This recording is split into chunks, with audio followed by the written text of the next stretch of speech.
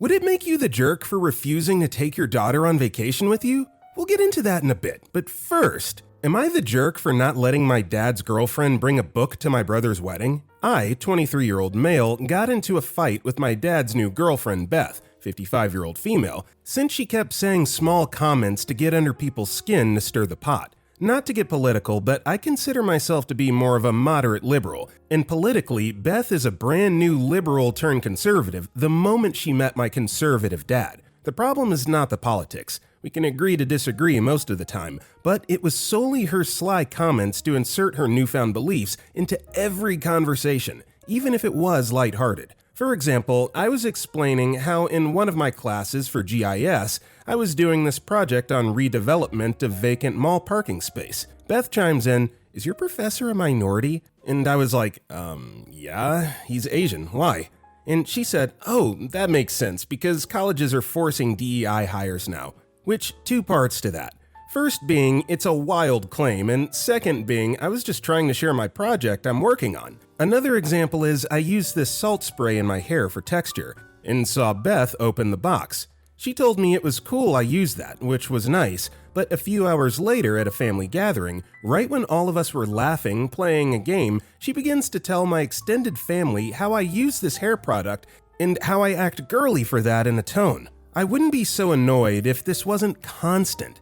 She almost seems tone deaf to conversation because at this point in time, my dad and siblings notice it as well. Talking about our old dog, Beth relates that to her opinion on abortion. Talk about being excited for Christmas, Beth relates it to anti-vax. It always got under my skin, but really got to me when she did it to my extended family and to service workers. In a majority of cases, it's something so small, but condescending, so it's hard to call her out on it. Fast forward to my brother's wedding. Our relationship was getting worse. I knew she got off on making people uncomfortable, and the night before I saw she was bringing very politically charged books to the wedding.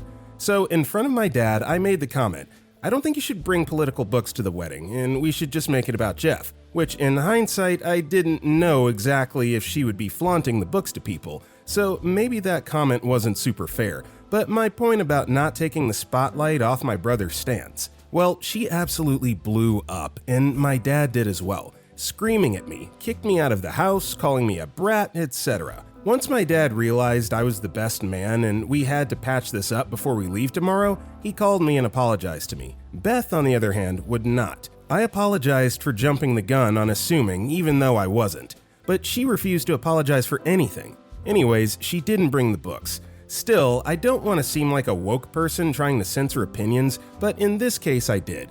Am I the jerk for censoring her? No, I don't think that you're the jerk here, OP, and I'm sure some people are probably gonna say, well, it's not your wedding, so you don't have any right to speak on it, but it's more of just a courtesy than anything else, regardless of what the books are about. Bringing books to a wedding basically just implies that you've got other priorities or things on your mind than the couple getting married. So that's just rude and disrespectful, and you just called it out. It's not like you made a demand, you just said, hey, I don't think you should bring books, so I agree, NTA. Loves Orange Soda 636 commented, NTA, Beth doesn't seem like a nice person.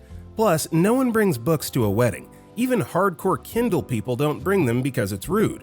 Good for you for calling her out. People like her thrive on making people uncomfortable and pushing harder and harder until someone snaps. Calmly calling her out so that she's the one who snaps and makes a fool of herself is the only way to handle her. Still, I don't want to seem like a woke person trying to censor opinions, but in this case I did. No, you didn't. You asked someone not to bring books to a wedding. She's still allowed to have her opinions, just not to bring her personal library of bullcrap to an event. Also, hi, my name is Brendan, and if you are enjoying these Am I the Jerk videos, it would be great if you left a like or a comment if you're listening to our podcast. Our next story is, am I the jerk for not caring that my ex has cancer? I, 27-year-old female, had my first relationship right after graduating high school, and it lasted for 4 years. I was a straight-laced, shy, and super socially awkward kid. I made friends with a guy in my class who was practically the opposite of me. Outgoing, liked to party, take lots of risks, and overall wanted to have a good time and didn't take anything too seriously. We dated for 4 years. We honestly should have never dated. It was a train wreck of a relationship. One of my deal breakers was smoking. For personal reasons, I didn't want to deal with it in regards to a SO. He, however, told me he didn't smoke, only for me to find out he did. Now, you're probably wondering why I never just left.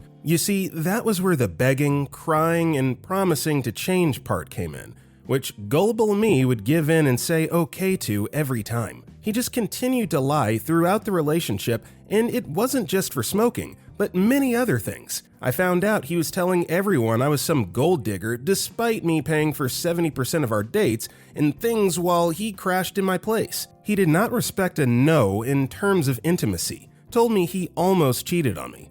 He was never reliable or on time to anything. Being with him made me into the ugliest version of myself. Anyways, eventually after 4 years he dumped me, claimed he hated me, and was embarrassed to be seen with me. It is what it is. I was heartbroken for a bit. 4 years of a fairly manipulative relationship kinda took its toll on me, and I was probably fairly attached to him. I had entered my young adulthood with no sense of identity either, and never took the chance to explore and develop myself. 9 months later, he messaged me on my birthday. All he had to say was, "I know there's nothing to be happy about right now, but happy birthday." At that point, something clicked. I was low-key flourishing during lockdown, so he could speak for himself. I messaged him to delete my number and proceeded to block him on everything. I figured that bridge was burned, time to move on. I don't want to bring baggage into any new friendships or relationships. 5 years later, I'm happy. Pretty content when, out of nowhere, my best friend messages me saying my ex reached out to her. He claimed he wanted her to give me a letter since he assumed I was still mad at him. He claimed he wanted to thank me for a lot of things, but to also invite me to his funeral if I would go because he was dying from stage 3 cancer. Well, my response to my friend was, "What's any of that got to do with me?" She was a little surprised. Said sure, he never treated me well, but that what he was going through was awful. Others shared a similar sentiment. Don't get me wrong, what he's going through is devastating, but it literally does not impact my life. My circle is small, but I'm a ride or die for those people in that circle, and he removed himself long ago. I gave him my email for the letter. Should I have more empathy, or am I a jaded jerk? You know, it's hard to explain how the heart feels and what it feels. You can't control your feelings or responses to certain external stimuli. That being said, even though they broke up or whatever, at one point in your life, you did like this guy, right? You dated for 4 years, and so he did have an impact on your life. There's nothing wrong with scrubbing yourself and moving on, but I think knowing that he's terminally ill should kind of spark at least some emotional empathy. So I'm not going to go so far as to say that she's a jerk here, but more that I shared the same sentiment as her friend and the other friends that replied. I Am Stardust replied, "NTA, you're protecting your continued peace from someone that had a negative impact on your life for 4 years. Being sympathetic as a human being for another human being is natural, and what he's going through certainly is unfortunate. However, you should not feel obligated to attend the funeral of a person you've pretty decisively cut out of your life several years prior." Our next story is, am I the jerk for asking my ex to move out by the end of the week? I, 21-year-old female, live alone in my apartment, and my ex, 22-year-old male, has been staying with me since August because he was in a tough spot. At the time, I agreed to let him stay temporarily, and even before we broke up, I told him he would need to move out sometime in December. For context, he hasn't contributed to rent, utilities, or any other expenses while living with me. And I don't even ask because I wanted him to get back on his feet. About 3 weeks ago, we broke up. Since the breakup, things have gotten really tense. We argue all the time, and it's so bad that I'm pretty sure my neighbors can hear us fighting. On top of that, I'm in the last month of my semester. I work 2 part-time jobs, I have exams coming up, and worrying about my bills, so I'm extremely stressed. All of this made it impossible for me to focus on my studies or feel at peace in my own home. Today we got into another argument because he was being really loud while I was trying to study for an important exam. I asked him to quiet down and he told me to leave and study somewhere else out of the apartment. It was almost midnight by this point. That was the last straw for me. I realized I just couldn't do this anymore. I told him he needed to leave by the end of the week instead of sometime in December, as we originally planned. He got upset, and now I feel awful because I'm going back on what we agreed. So, am I the jerk for asking him to leave sooner than planned? Yeah, no, I don't think that you are the jerk here, OP. Your ex is just being a massive tool bag right now. Very ungrateful. He's got a lot of nerve telling you to leave your own house when you're letting him live there without contributing basically anything at all. So, I know that you made an agreement, but if he's gonna act like that, I personally would not have any sympathy for him in that situation. Kick his ass out. Shansu commented, "About 3 weeks ago, we broke up. Since the breakup, things have gotten really tense. We argue all the time, and it's so bad that I'm pretty sure my neighbors can hear us fighting. All else aside, you don't bite the hand that feeds you. If he's upset that you're breaking the agreement, he probably shouldn't contribute to your home feeling like a hostile place for you. Breakups suck. No mention of who, why, how, etc. But if dude wanted to stay living with you, he could have kept quiet, made peace, and appreciated that he's now living with an ex who not only doesn't want to, but doesn't feel like they have to put up with constant arguing. NTA, you made the agreement with someone you were dating. You're no longer dating. When circumstances change in your relationship, you can rethink prior agreements. Our next story is, am I the jerk for telling my dad I do not consider my technical stepfamily as family and will not invite them to future special occasions? So I, 26-year-old female, was talking to my dad on the phone. For context, he remarried when I was in my early 20s to someone who was really an extramarital partner. Anyways, I've let that go, but have had issues with her overall entitled nature, along with that said nature in her children as well. My dad seems to see it mostly only in my technical older stepsister. He talked to me about how he spoke with his wife about issues, basically stood up for me and my brother. We also talked about the older stepsister, and I was having a recent message exchange about Thanksgiving, where we were cordial with each other. He said it's good I don't get too close, but also am cordial. I've come to accept that he's a keep the peace type. Anyways, when he mentioned something about them still being family, I immediately said they aren't. He said something like, don't stoop to their level and antagonize. What about when us kids have weddings and such occasions, it won't look nice, etc. I immediately said people do when they're old enough, as I am and have been the only financially independent one thus far too. Am I right about that? That people don't owe time or invites to even supposed family members they no longer want contact with? He said okay in our native language in a semi-convinced way. But yeah, am I the jerk for saying that? Also relevant is I did tell him before that going forward, I want family time I'm involved in to be me, him, and my brother only. Hard to say how serious he realizes I am, but pretty much wanting no or low contact with the technical stepfamily. I mean, it's pretty simple here. Events that you're planning, you can set whatever parameters you want, but if you're attending something that your dad is putting together, then you can't dictate. It's pretty black and white. So I'd say NTA, but also, don't push it to the point where it's just awkward. Winry commented, I agree that you don't owe time or invites to anyone, even so-called family. If you're the one planning an event, you should be free to invite or exclude whoever you wish. I don't agree when parents try to force their new stepfamilies onto their children, especially if the said children are older and independent. Nefariousness Sweet 70 commented, with a profile badge for the achievement of top 5 commenter, and in our case, when we had realized that the adult step-siblings were manipulative and had evidence, finally, that was the last I heard of nonsense from the ex's new wives. She is nice, the sons were jerks. Kids. Our next story is, am I the jerk for not giving my little brother my dinner? Yesterday night, me and mother had just come back from some sort of parents' evening thing, and she decided she didn't want to cook, so she got takeout. I'm year 11 secondary. I'll leave the guessing game of my age to you. She's 34 or so. My youngest sibling is a 6-year-old boy with autism and ADHD named William.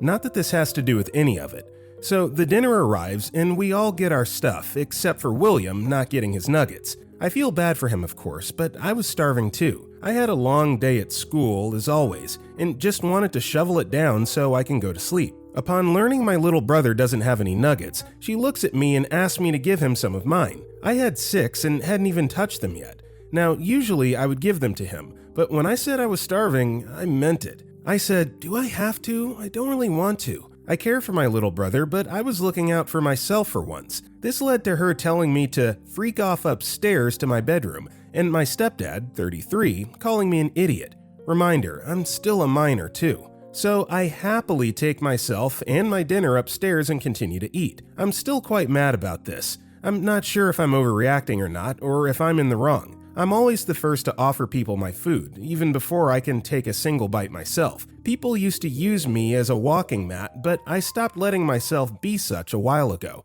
I'm conflicted. The first time I say no and think of myself like everybody tells me to, I get backlash for it. I wanted to eat too. Edit.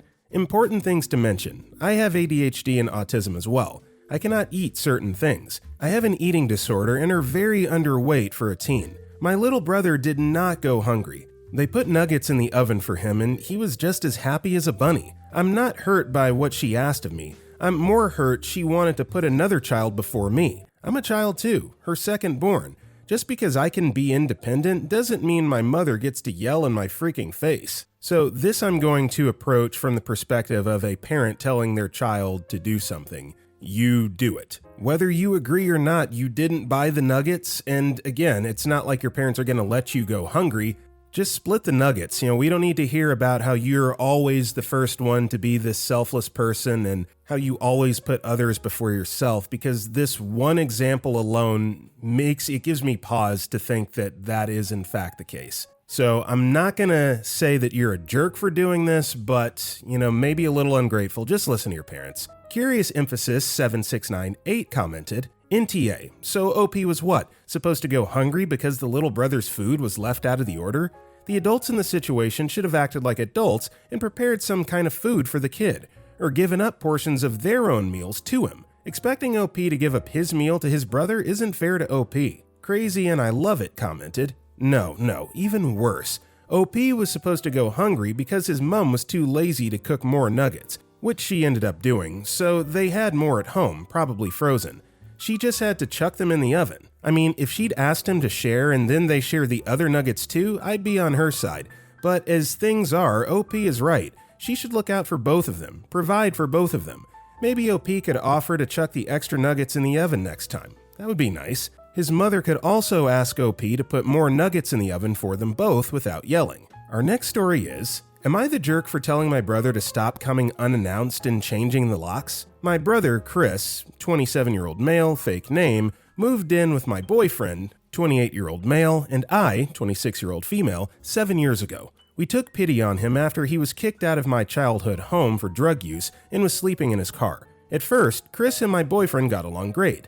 After a few years of living together, Chris became more reclusive and distant from us both. Chores were not being done around the house, and I was getting sick of cleaning up after him and his negative attitude. 6 months prior to the end of our lease, I told Chris that he had to find another living situation. He did finally move out a few weeks prior to the end of our lease, and I thought we all agreed about splitting up shared appliances and valuables. One thing we did not discuss was our shared robot mopping device. We acquired this one day at my grandmother's house a few years ago. She was moving and offered it to all three of us as she would not be using it. So we brought that little robot home. This thing is nothing fancy, just a small device you fill with cleaning solution and attach disposable mop pads. Let me be clear, in the 4 years we've had this thing, Chris has not once paid for any replacement mopping pads. Never had even turned the thing on. It was always boyfriend or I splitting the cost of pads and setting this thing up to run nightly so we'd all wake up to clean floors downstairs. Chris hasn't returned his key because he's still slowly moving things out. It's been over a month now. He always showed up unannounced to our home to gather boxes and his belongings. Sometimes we wouldn't even realize he was there while we had been out. Last night, boyfriend was looking for our little robot friend as we had just gotten new pads delivered for it. Turns out, after going crazy looking for this thing and texting Chris, he did take it, claiming, yeah, he's mine. This was the last straw.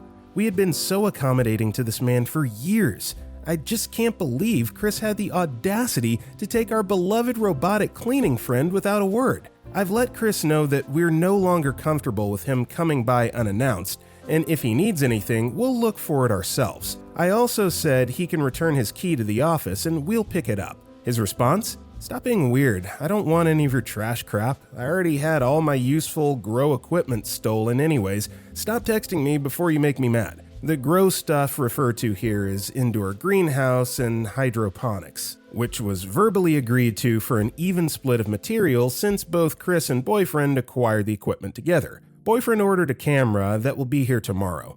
I've contacted the leasing office to make them aware of the animosity between us and requested the locks to be changed. I just want to know, am I going too far? The robot is not at all expensive, but it's more about the principle to me. I feel disrespected. We all have to see each other next week for Thanksgiving, and I know it will be awkward. I'm going to say NTA here, similar to other stories that we have read today, when you're doing someone a solid, when you're opening your door, your home, for anyone, whether it's a family member, a friend, whatever, when you open your door for them to come and stay with you for a while, they don't really get to dictate any terms, particularly if they're just freeloading and not contributing anything. So I'm going to say NTA here, change those locks, and do what you got to do. Buffalo Empty commented, NTA, get the locks changed. Give him maybe one final agreed upon time for him to get the last of his stuff, and then block him and his access to your home. You said it was inexpensive and just the principle of the matter, which you're 100% correct about, but I would mostly let the robot thing go. Think of it as a fee for not having to deal with his BS anymore if it helps. That dude sucks, and now he's also burned a bridge with you. Don't let him ruin your Thanksgiving. Go in there with a big butt smile on your face because you've done nothing wrong. Our next story is, am I the jerk for not canceling a non-refundable trip for Thanksgiving? My in-laws always do Thanksgiving the Saturday after. My husband, 28-year-old male, and I, 26-year-old female, bought tickets to a dinner theater over a year ago that are non-refundable, almost $200. When we purchased them, we didn't realize it was the Saturday after until about 2 weeks later. I immediately texted my mother-in-law, letting her know that if they did it the Saturday after this year, 2024, we wouldn't be able to make it. I texted her 11/10/2023. We invited them to our house for actual Thanksgiving Day, as my husband and I, and kids, stay home on the actual holidays. They of course complained, and my father-in-law told my husband that he knew they did Thanksgiving the Saturday after, and that it seems we're just waiting for a funeral. We have a medically complex son. They live an hour away, and it's hard to deal with him. Am I the jerk for not eating the cost of those tickets because they decided to still stay on the weekend after, even after we told them over a year ago that we wouldn't be able to go? Update. I'm not at all upset that they didn't change the day. Ultimately, it's up to them on when they want to host it. Personally, I think it's not exactly fair for them to expect us to change our plans that we made over a year ago and inform them of the date. Second update. Please see some of my comments. There's a character limit on this portion. I should have checked the date, and I admit that. We haven't had a date in almost 3 years and just got excited, and I didn't think to check when Thanksgiving was. They also don't care to see or talk to us the rest of the year. It only becomes a problem on holidays. Look, you did your due diligence here. It was an honest mistake. As you just said, you were excited to book a trip. You realized after you had already paid the fees that this would compromise your Thanksgiving get-together next year, not current year. We're talking a year out, and you immediately told them about it. And, whether or not they want to plan their event around that is their prerogative. So again, you did what you were supposed to do, the responsible, mature thing, and for them to hold that against you is kind of tacky, but no, NTA. Kid Otter Cat commented, not the jerk because you told them, but I kind of think they still have a reason to be upset. You started this story with saying that your in-laws always do Thanksgiving the Saturday after. For holiday traditions, I see dates like this as a standing in perpetuity appointment until you have a family conversation and change the plans. So I think it was kind of lame to change the plans without discussing it with them first and informing them after. I think this is also compounded by the fact that other people besides your family attend your in-laws' Thanksgiving, so your alternative of them coming over on Thanksgiving wasn't sufficient. Our next story is, am I the jerk for refusing to help my friend with his relationship? I, 24-year-old female, have been friends with a guy, 24-year-old male, for over 15 years. Our relationship has always been platonic. We were very close, including times when we had relationships. We both befriended our significant other and gave each other relationship advice. However, things got complicated after high school. We stayed close at first, even when we went to college far away. Over time, he started pulling away, especially when he had a girlfriend. He ignored my messages and stopped making time for me, but would occasionally come back into my life when things went wrong, like when his girlfriend cheated on him. At one point after I was cheated on, he set me up with one of his friends, but when I started dating the guy, he ghosted me. He even ignored me and my boyfriend when I visited them in the town he went to school in. Once me and my boyfriend broke up, my friend still wasn't talking to me, but I found out he was talking to my ex and hanging out with him, which hurt. 2 years later, he randomly FaceTimed me, venting about his new girlfriend, who he claimed was controlling and insecure. He said she would follow him around and constantly accuse him of cheating. He also said that she read our past messages and found out that we live in the same neighborhood, so she doesn't let him go home for breaks anymore. He told me that he wanted to break up with her, but was too afraid of how she would react. She started harassing me on Instagram, sending follow requests and DMs telling me to accept her request. I told my friend and he told me to accept it if I wanted to, but I shouldn't feel forced. One night, he messaged me at work asking when I was done working. He asked me on vanish mode on IG, which was weird. I was worried, so I called him. He told me that since his birthday was coming up, he wanted me to do him a favor. He wanted me to accept her request, and when she messages me, I should reassure her that there was nothing between us, but I refused because it felt inappropriate. I told him it was a ridiculous request and I wasn't going to get involved in his toxic relationship, especially since he only seemed to reach out when he needed something. Now we're not speaking, and I'm wondering if I was wrong for not helping him with his relationship. I'm just going to take everything at face value here and assume that what we were told at the beginning of this post was that they've been purely platonic friends for 15 years or whatever. I'm going to assume that all that's true, and there's no subtle underlying romantic feelings there. If that's true, NTA, but you also have to understand that when you're in a relationship with someone and you have a best friend of the opposite gender, it's always going to be a blip on the radar. There's just no getting around it, even if there's nothing going on. So that's just part of it, unfortunately. But NTA. Matilda8482 commented, NTA, whatever he's dealing with, it's between him and his partner. You don't need to be some kindergarten teacher telling the kids to behave. By the way, he ain't a friend if he only looks for you when he needs you. Let the friendship end. It seems he only brings drama into your life and don't need that. Our next story is, am I the jerk for not taking my stepdaughter on vacation? I, 30-year-old female, have been married to my husband, Tom, 35-year-old male, for 2 years. We have a 3-year-old son and a 4-year-old daughter together. He has a 15-year-old daughter from a previous relationship. The custody agreement is every other weekend. Our son and daughter have never been to Disney, so this year we're surprising them with a trip. My husband, myself, and the 2 kids will be going to Disney for 5 days. My stepdaughter has been to Disney 6 times, so we didn't think she'd want to go since we have to do things the little ones can enjoy. The trip is planned for a week. She's going with her friends to a ski resort. My husband and I paid for half the trip and gave her spending money to have fun. Her mom asked my husband if he would be able to bring her the morning of the trip to the friend's house so all the girls can leave together. He let her know he couldn't since we were going to be getting on a plane that morning to Disney. Her mom said we obviously don't take care about my stepdaughter since we're not taking her, and has made my stepdaughter upset thinking we didn't want her to go. We've tried explaining that we didn't think she'd want to go on the young kids' rides and that we can't split up with her because the little ones are in the try to run in opposite directions phase. We offered to cancel her ski trip and bring her with us, but she said she wants to do both and it's not fair for her to miss the trip with her friends. We just want some unbiased opinions. Am I the jerk? Answers to some commonly asked questions. Why are we bringing our children to Disney at this age? Honestly, we know they won't remember it, but we will, and we just want to see their eyes light up with their favorite characters and enjoy the magic. Why we wouldn't just let the 15-year-old go off on her own?